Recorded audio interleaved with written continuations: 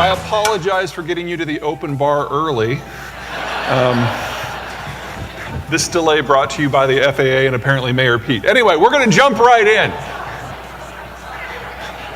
We've got to start with the war. What we're looking at here are a couple of maps of the Russian space. They are tilted on their side because I'm an author, and if you have to tilt your head to follow along, that is fine. I'm not going to judge out loud.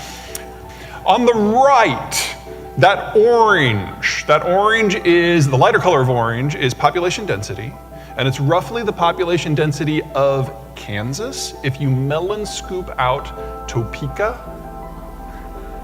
and Kansas City. So you do know your neighbors. You've probably lost track of their day-to-day lives. If you go to the left, you are now looking at an economic and climate map. And that green V in the middle that roughly overlaps where the people live, that's the Russian wheat belt. And in economic terms, of the world's major agricultural zones, that is the least productive spot on the planet. You can grow one crop of short season wheat per year, and that's it. In the summer, the climate is about like western Kansas. And in the winter, it is roughly like northeastern Alberta. So hot and dry or cold, dry, windy. The income that comes from that one crop of wheat is so low per acre that the Russians even today have never been able to successfully build a road network. Ugh. You want to move anything of volume in the Russian system, you have to do it by rail. Now, if you move it to the left, if you go to the yellow to the south, that's desert, completely empty. If you go to the right to the blue, you're now in tundra and taiga, also empty. But what really drives the Russians to drink is the beige. Territories that are completely empty and by Russian definition, totally useless, but totally flat. And you can totally get a Mongol horde through that. Russia's been invaded 50 odd times in its history. And never once, when the foe has made it to the green, made it to the good land, have the Russians ever ejected them. It's been the weather that's done the heavy lifting. So the Russian strategy since the beginning has always been the same. Expand out of the green through the beige, and you get to those red markers, those geographic barriers that you can't shove a panzer division through. And then you forward position your very, very slow moving rail supplied troops in those blue access points that are between those barriers. The Soviet system was the height of Russian security. They controlled all of those access points, and then they lost them all. Post-Soviet Russia, especially under Putin, has spent every waking moment trying to rebuild that outer shell. And in the 23 years that Putin has been in charge, he has launched now 8 military conflicts with that in mind, to rebuild those footprints. This is the Georgia War, this is the Crimea War, the Donbass War, the Kazakh intervention, the Karabakh War. Unfortunately for Ukraine, it's not that Ukraine controls these access points, but it's on the way to the 2 most important ones. And as long as that is the case, Russia will not stop until it has all of Ukraine, and then it will continue beyond Ukraine. We're only midway through this story. Now, you guys remember back in the first week of the war when we thought this was going to all be over really quickly? How on the 4th day, we had that 40-mile-long convoy of vehicles going from Belarus south towards Kiev. It was like, crap, this is it. And then on the 4th day of the war, the convoy stopped because they forgot fuel. And then on the 7th day of the war, all the soldiers dismounted from their equipment and walked back to Belarus because they also forgot food. And everyone I know at every defense ministry across NATO thought the same thing. Well, holy crap, the Russians don't know how to fight a modern war at all. They've forgotten all of the lessons they've learned in the last 200 years. It's a parade force. They're doing worse than the Iraqis did in 1992. If we go head to head with Russia, there will be 1,000-to-1 casualty ratios. It will be a wipeout.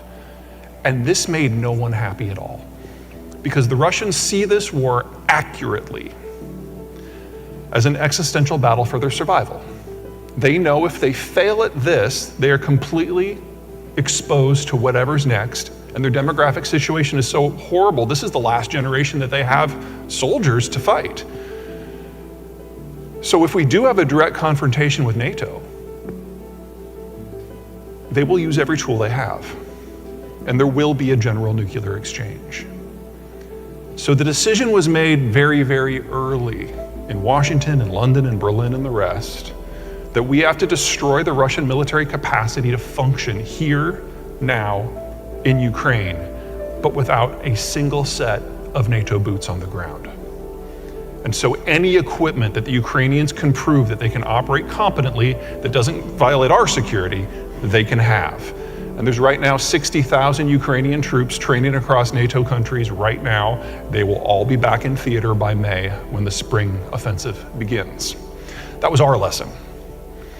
The Russians had their own lesson. They're like, okay, maybe we drank a bit too much of our own Kool-Aid. Maybe these are not Jewish Nazi gay demons, and maybe they're just people who are fighting for their home. And if that's the case, if they're going to fight for their home, then the civilian population is no longer a non-issue, it's a problem. Well, we can reach into our own history and find a strategy for that. We could advance very, very slowly behind a never-ending hail of artillery fire, not targeting anything that moves, targeting anything that stands. Because if we can obliterate every scrap of civilian infrastructure, then Ukraine cannot support an industrial level population. And the population will self-segregate into two groups. Group number one will run. We never have to worry about them again. Group number two, if they stay behind and they're under age 55, they clearly stayed to fight and we can shoot them on sight. Getting good data out of a war zone is always hard, especially when one side is pathologically lying about any data that there might be. We don't know how many people have been killed, how many civilians have been killed. The estimates I've seen are somewhere probably between 100 and 300,000. That's approximately the same pace in the first year of the Holocaust during World War II. This war, like everything with the Russians, is ultimately about scale. You can see that Texas is up there to give you an idea of scale. The Russians are trying to build a defensive perimeter on a border that's 3 times the length of ours with half the population. And they're trying to do it with numbers.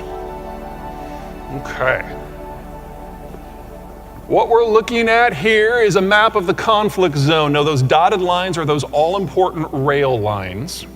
The deep red are the territories that the Russians controlled at the end of the last war. Remember, this is the 8th time that the Russians have launched a military attack since 1999. The really fun part starts right here. This is the Kherson Pocket. This is the only chunk of territory that was west of the Dnieper River, that's kind of like their Mississippi, that the Russians were able to capture early in the war. And starting in about July, the Ukrainians advertised publicly that that's where they were going first. This is the chunk of territory they wanted to liberate first. The Russians saw those advertisements, and so they moved about 25,000 of their